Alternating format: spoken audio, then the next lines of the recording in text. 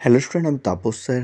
আজকে এই ভিডিওতে তোমাদের যে ডিএসসি বি1 পেপারটি আছে ফিফথ সেমিস্টার হিস্ট্রি অনার্সের, তার মার্কস 10 এবং মার্কস 20 অধ্যায়ভিত্তিক সাজেশন অর্থাৎ তোমাদের ফুল সাজেশন নিয়ে চলে এসেছি, যেখানে আমি তোমাদের ইম্পর্টেন্ট, সাপোর্টিং এবং এক্সট্রা সবই কিন্তু এই ভিডিওতে আলোচনা করবো। আর তোমাদের বলে দেবো কোন ইয়ারের প্রশ্নপত্র তোমরা খুব ভালো করে পড়বে, এবং তোমাদের যে মার্কস 5-এর সাজেশন তোমাদের দিয়ে দিয়েছি তার লিঙ্কও এই ভিডিওর ডেসক্রিপশন বক্সে দিয়ে দেবো, তোমরা পারলে কিন্তু দেখে নিও। আর তোমাদের একটা প্লেলিস্ট করা আছে ফিফথ সেমিস্টার হিস্ট্রি অনার্সের, সেখানে আমি তোমাদের সেমিস্টারের যাবতীয় ভিডিও দেওয়া আছে, তোমরা পারলে কিন্তু দেখে নিও। তো দেখো, তোমাদের প্রথম প্রশ্ন, টাইপিং বিদ্রোহের প্রকৃতি আলোচনা করো, যেটি 2022 সালে এসেছিলো এবং 10 মার্কসে।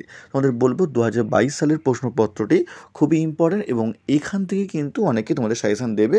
আর তোমাদের যেগুলো ইম্পর্টেন্ট, কোনগুলো পরীক্ষা আসতে পারে, সেগুলো আমিও তোমাদের দেবো যে কোনগুলো পরীক্ষা আসছে আর বা আসতে পারে।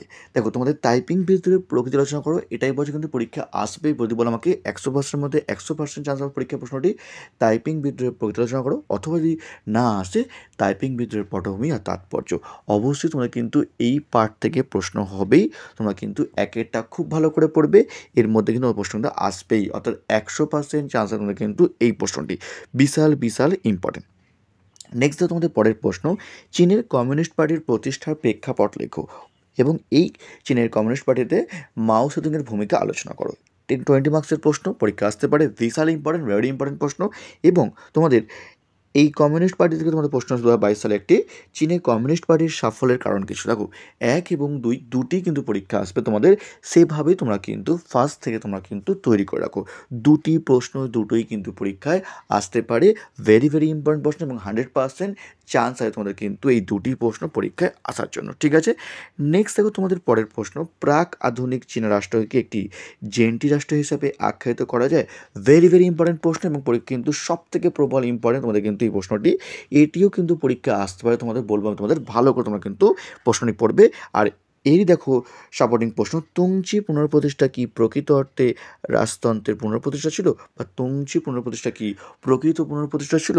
তো 3 এবং 4 দুটির মধ্যে কিন্তু একটি অবশ্যই আসবে, তোমরা কিন্তু ভালো করে পড়বে। ঠিক আছে, ভেরি ভেরি ইম্পর্টেন্ট প্রশ্ন। ঠিক আছে, নেক্সট দেখো তোমাদের পরের প্রশ্ন, 1911 সালে গণপ্রজাতন্ত্রী বিপ্লবে সান ইয়াতসেনের ভূমিকা মূল্যায়ন করো। ভেরি ভেরি ইম্পর্টেন্ট প্রশ্ন, 10 মার্কসে আসতে পারে, অথবা তোমার কিন্তু 20 মার্কসও আসতে পারে। 2022 তোমাদের কিন্তু এটা 10 মার্কসে এসেছিলো।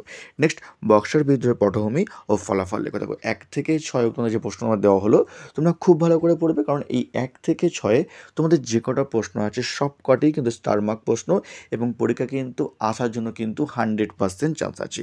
এগুলো তোমরা ভালো করে পড়বে, একদম এখন থেকেই তোমরা কিন্তু রেডি করে রাখবে। এরপর তোমরা কিছু সাপোর্টিং পড়বে, আর সাপোর্টিং তোমাদের প্রশ্ন বলো তোমাকে, যদি কেউ হিস্ট্রি অনার্স বা পাস অনলাইন বা অফলাইন ক্লাস করতে চাও, তো ভিডিওর স্ক্রিনে আমার ফোন নাম্বার দেওয়া আছে, তোমরা চাইলে কিন্তু আমার সঙ্গে যোগাযোগ করতে পারো। আমি অফলাইনে তোমাদের যে শিয়ালদার যে সৈন্যনাথ কলেজ আছে তার কাছে পড়ে থাকি, এবং বেহালা সাইডে যে শোষণা কলেজ আছে তার কাছে পড়ে থাকি অফলাইনে।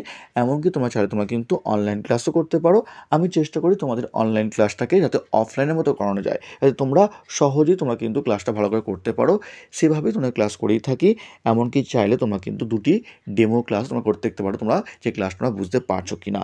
ঠিক আছে, আর তোমাদের কিন্তু আমি সপ্তাহে তোমাদের কিন্তু আমি 2 করে ক্লাস করে থাকি, তোমরা যদি চাও তোমরা কিন্তু ডেমো ক্লাস তোমরা করতে পারো।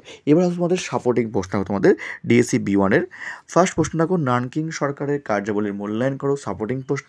নেক্সট, প্রাক আধুনিক চীনের কেন্দ্রীয় ও স্থানীয় স্বায়ত্তশাসনের বিবরণ দাও। এটিও কিন্তু সাপোর্টিং প্রশ্ন, পরীক্ষা আসতে পারে। নেক্সট দেখো তোমাদের পরের প্রশ্ন, এক্সট্রা দেখো তোমাদের প্রথম আফিম যুদ্ধের কারণ ও ফলাফল লেখো। আর লাস্ট প্রশ্ন, ক্যান্টন বাণিজ্যের বৈশিষ্ট্য ও অবসানের কারণ লেখো। তো এই ছিল তোমাদের ডিএসসি বি1-এর ইম্পর্টেন্ট সাপোর্টিং এক্সট্রা প্রশ্ন।